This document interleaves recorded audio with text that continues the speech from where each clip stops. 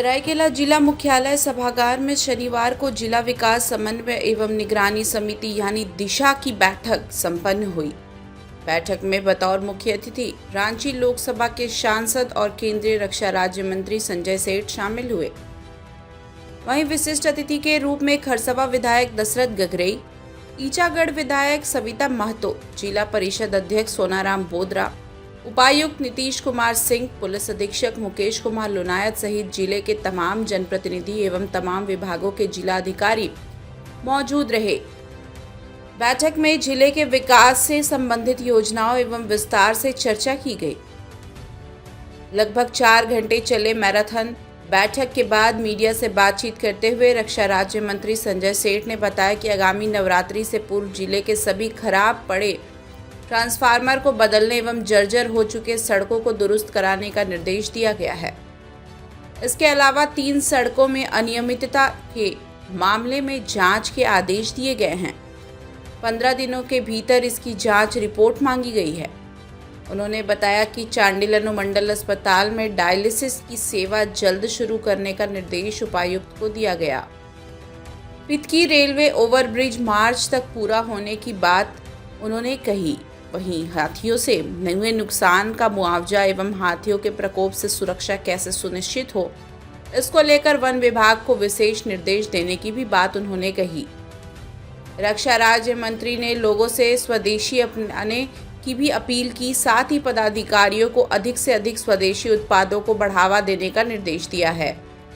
उन्होंने कहा कि इतने विपरीत परिस्थितियों में भी देश का जीडीपी इस तिमाही में 7.6 है, जो काबिले तारीफ है। रक्षा राज्य मंत्री ने जलापूर्ति, वेस्ट मैनेजमेंट, सड़क सुरक्षा जैसे मुद्दों पर भी दिशा की बैठक में चर्चा होने और अधिकारियों को निर्देश देने की बात कही। उन्होंने कहा कि किसी भी मामले में लापरवाही बर्दाश्त नहीं की जाएगी। खासकर भ्रष्टाचार के मामले में कोई मरम्मत नहीं की जाएगी। इससे पूर्व रक्षा राज्य मंत्री सहित सभी अतिथियों का पारंपरिक तरीके से स्वागत किया गया।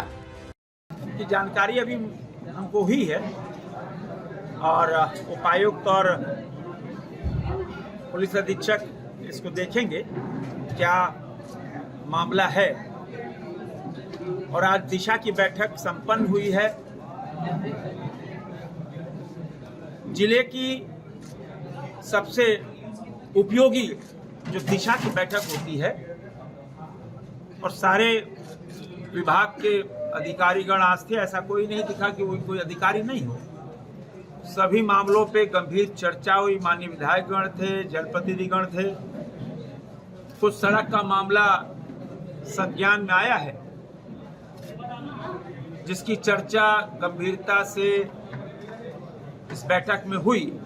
वो पीएमजेएसवाई की सड़क थी, मुख्यमंत्री सड़क योजना के तहत सड़क थी, कुछ पीडब्ल्यूडी की सड़क थी जो अधूरी रह गई, पैसा उठा लिया, बनी नहीं क्या, तो उसकी पूरी जांच उपायुक्त करेंगे। 15 दिन के अंदर उसकी जांच कर रिपोर्ट देंगे। और निर्णय ये हुआ है कि 22 तारीख से नवरात्र शुरू हो रहा है। उसके पहले कोई ट्रांसफार्मर ऐसा नहीं हो खराब है बदली ना हो। सभी ट्रांसफार्मर की जो खराब ट्रांसफार्मर है उनको बदल दिए जाएंगे और बिजली आपूर्ति नियमित की जाएगी। तीसरा, स्वच्छता पे भी गंभीर चर्चा हुई। 2 अक्टूबर राष्ट्रपिता महात्मा गांधी की जयंती आ रही है। पूरा देश महात्मा गांधी की जयंती मनाता और उस समय बड़े स्तर पर स्वच्छता अभियान, उस पर भी चर्चा हुई। सॉलिड वेस्ट मैनेजमेंट प्लांट लगाने पे चर्चा हुई। स्वास्थ्य पे गंभीर चर्चाएं हुई और हमने उपायुक्त से आग्रह किया है कि जल्दी से जल्दी डायलिसिस मशीन चांडिल अस्पताल में लग जाए, क्योंकि जो डायलिसिस है आम आदमी 1500-2000 रुपये एक डायलिसिस में लगता है। आने जाने का खर्चा अलग। 4 डायलिसिस हो गया 10,000 रुपये लग गया। तो उपायुक्त ने विश्वास दिलाया है कि जल्दी से जल्दी डायलिसिस चांडिल अस्पताल में लगेगा। अल्ट्रासाउंड मशीन पहले लग चुकी है और चांडिल का अस्पताल भी 6 महीने में चालू हो जाएगा। NH की भी चर्चा हुई। पिथकी फाटक मार्च तक कंप्लीट होगा, क्योंकि 3 महीने से लगातार बारिश हो रही है, लगातार। और सभी जो हमारे विभाग थे सब पे गंभीर चर्चा हुई। उस गंभीर चर्चा से जो निकल के आया उसकी जानकारी हमने आपको दी है। और पूर्व पर्व के पूर्व पहले सारी व्यवस्थाएं खड़ी हो जाए। जो भी अन्य चर्चाएं हुई हैं उसकी जानकारी माननीय उपायुक्त आपको बाद में दे देंगे। सर, नगर में पानी का व्यवस्था बहुत, उस पर भी चर्चा हुई है। गंदे पानी की सप्लाई पे, नियमित पानी पे भी चर्चा हुई है।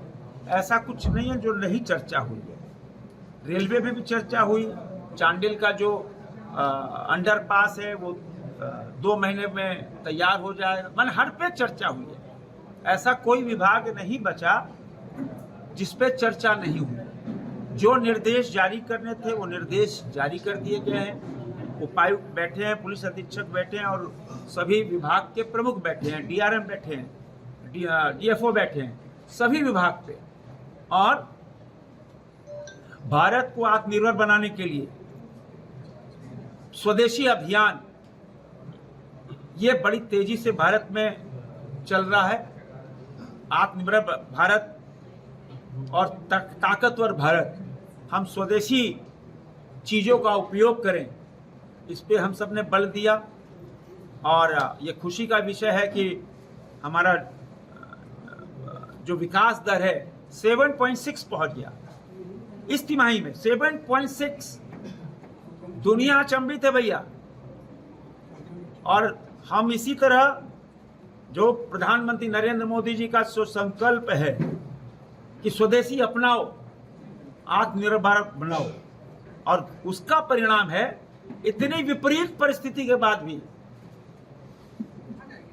7.6 हमारा विकास दर पहुंचा इस तिमाही में। तो गंभीर चर्चाएं हुई हैं और बहुत सारी योजनाएं पाइपलाइन में है। हमने कहा जैसे धरातल पे इसलिए नहीं उतर पाई कि 3-4 महीने बहुत बारिश थी इस कारण। और हाथी के प्रकोप पे भी चर्चा हुई। फिर उसके बाद अतिवृष्टि पे भी जो मुआवजा है उस पे भी चर्चा हुई। बहुत सारी चर्चाएं हुई हैं। डिटेल में आपको बाद में पता लग जाएगा। चलिए आज आप सर 52 करोड़ की लागत से सरायकला में 100 बेड का अस्पताल बन रहा है। अब वो अपने उद्घाटन से पूर्व जर्जर स्थिति में आ रही है सर। दरारें आ रही है और उसे मैंने पेंट वोंट लगा करके उसको भरा जा रहा है। ये तो सिविल सर्जन ज़्यादा बता पाएंगे। सिविल सर्जन यहाँ मौजूद है और उपायुक्त देख के क्या है इस पे अगर कहीं भी अनियमितता, वित्तीय अनियमितता है तो वित्तीय अनियमितता बर्दाश्त नहीं की जाएगी, किसी भी कीमत पर बर्दाश्त नहीं की जाएगी। क्योंकि सरकार का पैसा, इसीलिए 3 सड़कों का जांच का निर्णय हुआ। 3 सड़कों का वित्तीय अनियमितता गंभीर मामला होता है और उस पर माफी कोई अंत नहीं है। एकदम उस पर कड़े से कड़े उस पर लागू होंगे। सर वो भी अस्पताल है, वो भी अस्पताल है, मैं कह रहा हूँ वो भी अस्पताल है। तो उपायुक्त महोदय जांच कर पूरा निर्णय इस पे लेंगे। जिस तरह का मामला अभी तक जी रिंग रोड का मामला अभी उपायुक्त ने बताया। रिंग रोड का भी मामला पाइपलाइन में बहुत आगे बढ़ चुका है। डिटेल में माननीय उपायुक्त बताएंगे। सर, केंद्र सरकार के पोर्टल से जो निवेशक थे सहारा का पूरे देश में मिल रहा है, लेकिन झारखंड एक ऐसा राज्य है जहां लोगों को नहीं मिल रहा है। ऐसी बात नहीं है, ऐसा बात नहीं। हमारा राज्य बहुत सारे लोगों को मिला है। वो प्रक्रिया है और उस प्रक्रिया के तहत माननीय उच्चतम न्यायालय के आदेश के बाद सारी पाइपलाइन में और उस पाइपलाइन से धीरे धीरे सबको उसी पाइपलाइन के आधार पर क्यों टोटल बंद किया गया है, बंद कर दिया गया है। झारखंड में टोटल बंद है। अब इसके बारे में क्या अभी है उसकी जानकारी अभी हमको नहीं है। तो जिला में एक्सीडेंट्स को लेकर एक बहुत बड़ा प्रॉब्लम हाँ, उसको भी एक्सीडेंट्स हो रही है। उस पे भी यहाँ NH के अधिकारी बैठे थे और पथ प्रमंडल के भी अधिकारी बैठे थे। उपायुक्त ने दिशा निर्देश जारी किए हैं और क्योंकि इस बार बताया गया 200-250 से ऊपर लोग लास्ट मंथ 26 लोग का हुआ, ये गंभीर है। रांची में भी इन 15 दिनों के अंदर शहर के अंदर कल माँ बेटी स्कूल छोड़ने जा रही थी बेटी को, कांके रोड मुख्यमंत्री आवास से कुछ कदम दूर गाड़ी चढ़ गई। भाजपा कार्यालय के सामने 4 को रौंद दिया गया। तो ये तो भाई देखो, सिविक सेंस हम सरकार कानून ला सकती है, लेकिन सिविक सेंस हमको डेवलप करना होगा, ट्रैफिक सेंस हमको डेवलप करना होगा। शराब पी के हम गाड़ी चलाएं और बड़े बाप के बेटे हो के हम बड़ी गाड़ियां चढ़ के तेज गाड़ियां चलाएं तो उचित नहीं भाई। और प्रशासन और सरकार उस पर गंभीरता से कर रही है। सर, सबसे ज्यादा अतिक्रमण गम्हरिया प्रखंड क्षेत्र में, अतिक्रमणवाद पे कोई कार्रवाई जिला प्रशासन नहीं कर रहा है। ज्यादातर एक्सीडेंट उस मामले को लेकर होते हैं।